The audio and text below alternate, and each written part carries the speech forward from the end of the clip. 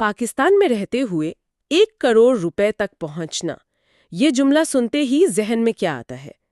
کسی کے لیے شاید یہ ایک لاٹری کا ٹکٹ ہے، کسی کے لیے ناممکن خواب، اور زیادہ تر لوگوں کے لیے ایک ایسی منزل جس کا راستہ ہی معلوم نہیں۔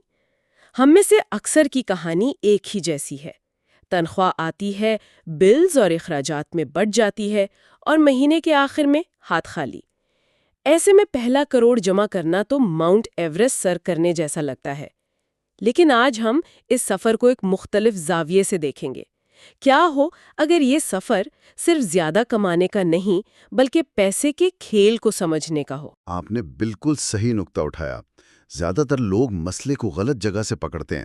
وہ سمجھتے ہیں کہ آمدنی دگنی ہو جائے گی تو مسئلہ حل ہو جائے گا، لیکن اصل چیلنج کمانا نہیں بلکہ پیسے کو روکنا اور اسے صحیح سمت میں لگانا ہے۔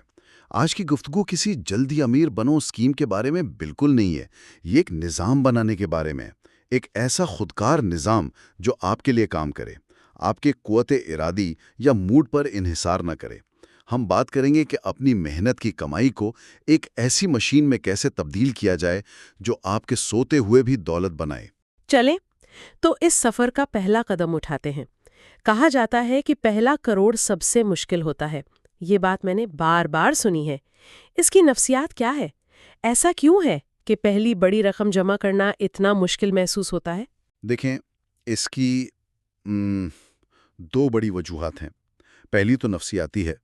0 سے 1 تک کا فاصلہ لامحدود لگتا ہے، لیکن 1 سے 2 تک کا سفر وہ تو آدھا رہ جاتا ہے نا۔ اور دوسری وجہ ریاضی کی ہے۔ پہلے کروڑ تک پہنچنے والا ہر ایک روپیہ آپ کی اپنی جیب سے آتا ہے، آپ کی تنخواہ، آپ کی بچت، آپ کی محنت سے۔ اس مرحلے پر پیسہ آپ کے لیے زیادہ کام نہیں کر رہا ہوتا۔ یوں سمجھیں کہ آپ ایک بالٹی میں پانی بھرنے کی کوشش کر رہے ہیں جس میں کئی سوراخ ہیں۔ پانی بھرنے کی رفتار بڑھانے سے پہلے ہمیں ان سوراخوں کو بند کرنا ہوگا۔ اور یہ سوراخ کیا ہے؟ عام طور پر لوگ سوچتے ہیں کہ روز کی کافی یا پھر باہر کھانا چھوڑ دینے سے مسئلہ حل ہو جائے گا۔ کیا واقعی ایسا ہے؟ نہیں، اور یہی وہ سب سے بڑا مغالطہ ہے۔ چھوٹے چھوٹے اخراجات پر پریشان ہونا یہ جنگل میں پتے گننے کے برابر ہے، جبکہ بڑے بڑے درخت آپ کا راستہ روکے کھڑے ہیں۔ اصل مجرم صرف 3 ہیں: رہائش، ٹرانسپورٹ اور خوراک، یقیناً۔ جی، اور خوراک۔ لیکن ان میں سب سے بڑا اور سب سے اہم ہے آپ کے گھر کا خرچ۔ یہ عام طور پر کسی بھی بجٹ کا 30 سے 50% تک کھا جاتا ہے۔ اس ایک خرچ کو اگر صرف 15-20% بھی کم کر لیا جائے تو وہ رقم ماہانہ سرمایہ کاری کو 2 گنا کر سکتی ہے۔ لیکن یہ کہنا آسان ہے۔ شہر کے بیچ میں رہنے والے کسی شخص کے لیے اپنا گھر بدلنا یا کرایہ کم کروانا تو تقریباً ناممکن لگتا ہے۔ یہ عملی طور پہ کیسے ممکن ہے؟ یہ ایک بہت اہم سوال ہے۔ ظاہر ہے ہر کوئی فوراً گھر نہیں بدل سکتا، لیکن سوچ کا زاویہ بدلنا ضروری ہے۔ کیا موجودہ گھر میں کسی روم میٹ کی گنجائش ہے؟ کیا دفتر سے تھوڑا دور رہ کر کرائے میں بڑی بچت ہو سکتی ہے جو ٹرانسپورٹ کے اضافی خرچ سے کہیں زیادہ ہو؟ ایک دلچسپ تصور ہاؤس ہیکنگ کا بھی ہے، جہاں لوگ 2 یونٹ والی پراپرٹی خرید کر ایک میں رہتے ہیں اور دوسرا کرائے پر دے دیتے ہیں، جس سے ان کا اپنا رہائشی خرچ تقریباً 0 ہو جاتا ہے۔ مقصد یہ ہے کہ اس سب سے بڑے خرچ کو ایک مجبوری نہیں بلکہ ایک موقع کے طور پر دیکھا جائے۔ اچھا، تو بڑے اخراجات کو قابو کرنا پہلا قدم ہے، لیکن کچھ ایسے پوشیدہ اخراجات بھی تو ہوتے ہیں جو نظر نہیں آتے مگر خاموشی سے ہماری جیب کاٹتے رہتے ہیں، جیسے ٹیکس اور انویسٹمنٹ فیس۔ بالکل، یہ وہ سوراخ ہیں جو بہت باریک ہوتے ہیں، لیکن ان سے پانی مسلسل بہتا رہتا ہے۔ پاکستان میں بہت سے لوگ ٹیکس بچانے کے قانونی طریقوں سے ناواقف ہیں۔ مثال کے طور پر والنٹری پینشن سکیمز یعنی VPS، اس میں سرمایہ کاری کرنے سے قابل ٹیکس آمدنی کم ہو جاتی ہے۔ یہ حکومت کی طرف سے دیا گیا ایک قانونی تحفہ ہے جسے اکثر لوگ نظر انداز کر دیتے ہیں۔ اسی طرح جب میوچل فنڈز میں سرمایہ کاری کی جاتی ہے تو ان کی فیس پر غور کرنا چاہیے۔ ایک فنڈ جو 2% سالانہ فیس لے رہا ہے اور دوسرا جو 0.5%، ان میں بظاہر فرق کم لگتا ہے، لیکن 20 سالوں میں یہ لاکھوں روپے کا فرق بن جاتا ہے۔ اور تیسری چیز جس کا ذکر اکثر ہوتا ہے وہ ہے ملازمت کے فوائد، یعنی ایمپلائر بینیفٹس۔ یہ تو مفت کی رقم والی بات ہے نا؟ لیکن کیا لوگ واقعی اسے سنجیدگی سے لیتے ہیں؟ حیرت انگیز طور پر نہیں۔ پروویڈنٹ فنڈ، گریجوٹی یا کمپنی کی طرف سے پینشن میں دیا جانے والا حصہ یعنی میچنگ کنٹریبیوشن، یہ سرمایہ کاری پر 100% فوری منافع کی طرح ہے۔ اگر آپ کی کمپنی کہتی ہے کہ آپ کے ہر 100 روپے پر وہ بھی 100 روپے آپ کے فنڈ میں ڈالے گی اور اس آفر سے فائدہ نہیں اٹھایا جاتا، تو اس کا مطلب ہے کہ اپنی تنخواہ کا ایک حصہ میز پر چھوڑ کر گھر جایا جا رہا ہے۔ ان تینوں چیزوں، بڑے اخراجات، ٹیکس اور فیس اور ملازمت کے فوائد کو قابو کرنا اس سفر کی بنیاد ہے۔ ٹھیک ہے، تو سفر پر نکلنے والے مسافر نے اپنی پانی کی مشق کے سوراخ بند کر لیے ہیں۔ اب اسے بھرنے کے لیے پانی کہاں سے آئے گا؟ صرف تنخواہ کی ایک ندی سے تو یہ بہت آہستہ بھرے گی۔ اس بہاؤ کو تیز کیسے کیا جائے؟ یہاں سے دولت بنانے کا کھیل دفاع سے نکل کر حملے میں داخل ہوتا ہے۔ اب ہمارا مقصد صرف بچت کرنا نہیں، بلکہ خاص طور پر سرمایہ کاری کے لیے آمدنی کے نئے ذرائع پیدا کرنا ہے۔ وہ فری لانسنگ ہو، کوئی چھوٹا آن لائن سٹور ہو، یا ہفتے کے آخر میں دی جانے والی کوئی مشاورتی خدمت ہو۔ لیکن یہاں ایک سنہری اصول ہے جسے کبھی نہیں توڑنا۔ اس اضافی آمدنی کو طرز زندگی پر خرچ نہیں کرنا۔ یہ پیسہ آپ کا نہیں، آپ کے مستقبل کا ہے۔ اسے ایسے سمجھیں کہ آپ نے اپنے لیے ایک نیا ملازم رکھا ہے جس کی پوری تنخواہ سیدھی آپ کے انویسٹمنٹ اکاؤنٹ میں جاتی ہے۔ اور یہیں پر لائف سٹائل انفلیشن کا جال بچھا ہوتا ہے۔ جیسے ہی تنخواہ بڑھتی ہے یا سائڈ سے کچھ پیسے آتے ہیں، فوراً ذہن میں نئی گاڑی، بڑا فون یا مہنگے کپڑوں کا خیال آتا ہے۔ یہ ایک نہ ختم ہونے والی دوڑ ہے۔ اس سے کیسے بچا جائے؟ یہ تو انسانی فطرت کے خلاف لگتا ہے۔ یہ واقعی انسانی فطرت کے خلاف ہے، اور اسی لیے ہمیں قوت ارادی پر بھروسہ نہیں کرنا چاہیے۔ ہمیں ایک نظام بنانا ہے، ایک بہت ہی سادہ اور طاقتور نظام۔ جب بھی تنخواہ میں اضافہ ہو، بونس ملے یا اضافی آمدنی آئے، اس کا کم از کم 50% اسی دن اپنے انویسٹمنٹ اکاؤنٹ میں منتقل کرنے کا خودکار نظام ترتیب دیں۔ بینک کو اسٹینڈنگ آرڈر دے دیں۔ اس طرح آپ کو فیصلہ کرنے کی زحمت ہی نہیں کرنی پڑے گی۔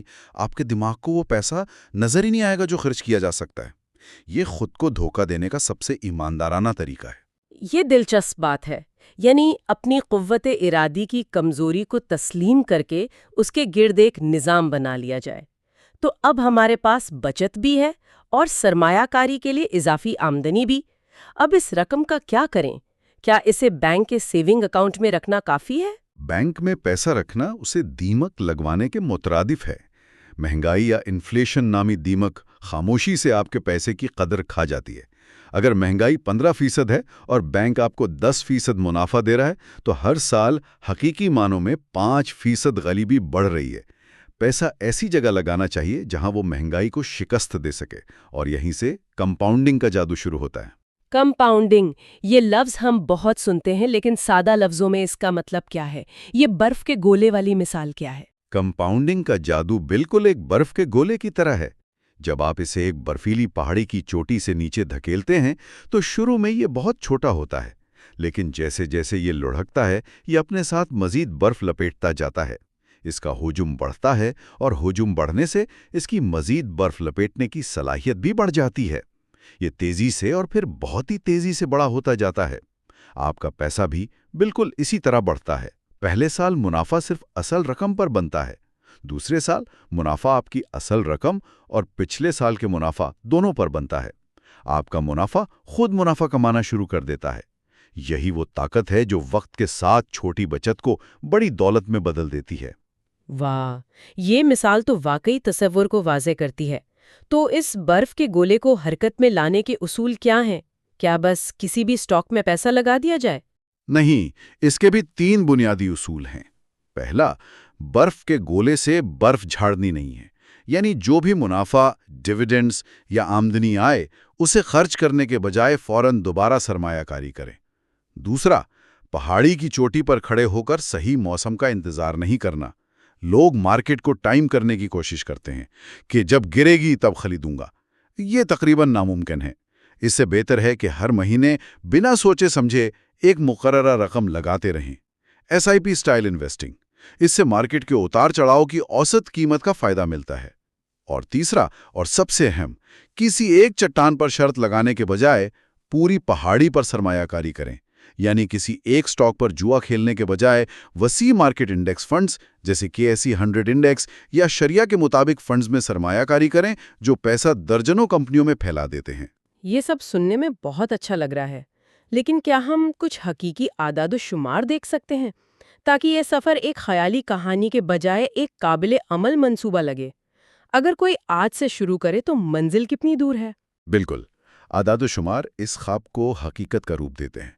فرض کریں کہ سرمایہ کاری پر اوسطاً 10% سالانہ منافع ملتا ہے، جو کہ طویل مدت میں ایکویٹی مارکیٹ کے لیے ایک حقیقت پسندانہ توقع ہے۔ اگر کوئی ہر مہینے 20,000 روپے کی سرمایہ کاری کرتا ہے تو 1 کروڑ تک پہنچنے میں تقریباً 16.5 سال لگ سکتے ہیں۔ 16.5 سال؟ جی، لیکن اگر اس رقم کو بڑھا کر 50,000 روپے ماہانہ کر دیا جائے تو یہ سفر گھٹ کر تقریباً 9.9 سال رہ جاتا ہے۔ مطلب سرمایہ کاری 2.5 گنا بڑھی لیکن وقت تقریباً آدھا ہو گیا۔ یہ تو بہت بڑا فرق ہے۔ اور اگر کوئی ہر مہینے 1 لاکھ روپے کی سرمایہ کاری کرنے میں کامیاب ہو جاتا ہے تو 1 کروڑ کا ہدف صرف 6.1 سال میں حاصل کیا جا سکتا ہے۔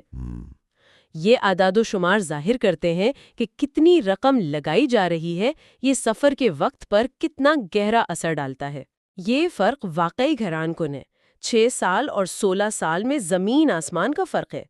اس سے یہ بھی واضح ہوتا ہے کہ آمدنی بڑھانے کی اہمیت کتنی زیادہ ہے۔ اچھا، یہ سب معلومات بہت زبردست ہیں، لیکن اکثر لوگ معلومات کے بوجھ تلے دب کر کچھ بھی نہیں کر پاتے۔ اگر کوئی سننے والا آج ابھی پہلا قدم اٹھانا چاہے تو اسے کہاں سے شروع کرنا چاہیے؟ اس کے لیے ہم ایک عملی 90 دن کا منصوبہ تجویز کرتے ہیں۔ اسے چھوٹے قابل عمل اقدامات میں تقسیم کیا گیا ہے تاکہ کوئی بھی شروع کر سکے۔ پہلا مرحلہ، دن 1 سے 7 تک مالی جائزہ یعنی فائنینشیل آڈٹ۔ اس ہفتے کچھ بدلنا نہیں، صرف سمجھنا ہے۔ ایک ڈائری یا سپریڈ شیٹ میں کل ماہانہ آمدنی اور ہر ایک خرچ لکھیں، دودھ کے ڈبے سے لے کر کار کی قسط تک۔ ہفتے کے آخر میں اپنے 3 سب سے بڑے اخراجات کی نشاندہی کریں، بس اتنا ہی۔ ٹھیک ہے، پہلا ہفتہ صرف تشخیص کا ہے۔ اس کے بعد کیا ہوگا جب پتہ چل جائے کہ سب سے بڑے سوراخ کہاں ہے؟ دوسرا مرحلہ، دن 8 سے 21 تک سوراخ بند کریں، پلگ دی لیکس۔ اب ان 3 میں سے کسی ایک بڑے خرچ پر قابو پانے کے لیے ایک ٹھوس قدم اٹھانا ہے، صرف ایک۔ اگر وہ کرایہ ہے تو کیا مالک مکان سے بات کی جا سکتی ہے؟ اگر وہ گاڑی کا پیٹرول ہے تو کیا کار پولنگ ایک آپشن ہے؟ اگر کوئی زیادہ سود والا قرض ہے تو اسے جلد از جلد ختم کرنے کا منصوبہ بنائیں۔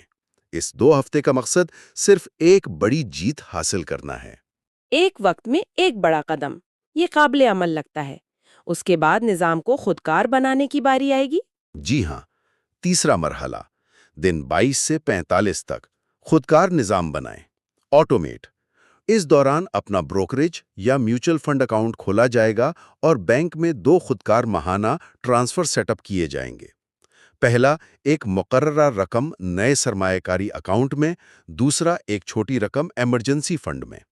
ایک بار یہ ہو گیا تو ہر مہینے خود کو یاد دلانے کی ضرورت نہیں پڑے گی، مشین کام شروع کر دے گی۔ اور اس 90 دن کے منصوبے کا آخری حصہ کیا ہے؟ اب تک تو پیسہ صرف منتقل ہو رہا ہے، لگ نہیں رہا۔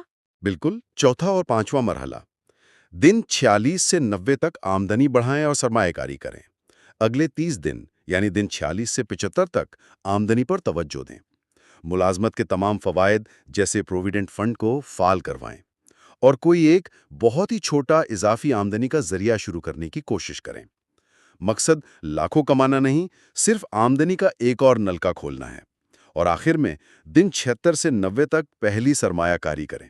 اپنی ریسرچ کی بنیاد پر 2 سے 3 کم لاگت والے متنوع فنڈز کا انتخاب کریں اور جو رقم اب تک جمع ہوئی ہے اسے لگا دیں۔